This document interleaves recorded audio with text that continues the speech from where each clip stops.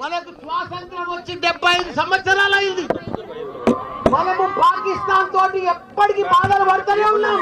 ఉగ్రవాదులతో వాళ్ళు పోషిస్తూనే ఉన్నారు. మనం ప్రధానమంత్రికి ఒకటే మేము మనవి చేస్తున్నాం అందరికీ, మోడీజీ पाकिस्तान उग्रवादों को खत्म करो, कुचल कुचल के खुचल के रख दो, एक एक को जिंदगी में फिर अपना भारत का तरफ नहीं देख रहा हो लोग. उग्रवादों को पूरा पाकिस्तान ప్రపంచంలో చిత్రపటంలోనే పాకిస్తాన్ కనిపిస్తుంది. నెక్స్ట్ మనం 75 సంవత్సరాల మంది బాధపెడుతున్నారు. మనం ఇట్లా భరించలేము. మనం ఇక ఓపిక లేదు మనకు. మన సైనికులు మన ఎంతో మంది ప్రాణాలు కోల్పోయారు. ఈ రోజు కూడా మన తెలుగు బిడ్డ మురళీ నాయక్ గారు చనిపోయారు. ఆయనకు కూడా పెద్ద ఎత్తున సంతానం. ఆయన మనం ఎంత ఇచ్చినా ఆయన లోటు తీర్చలేము.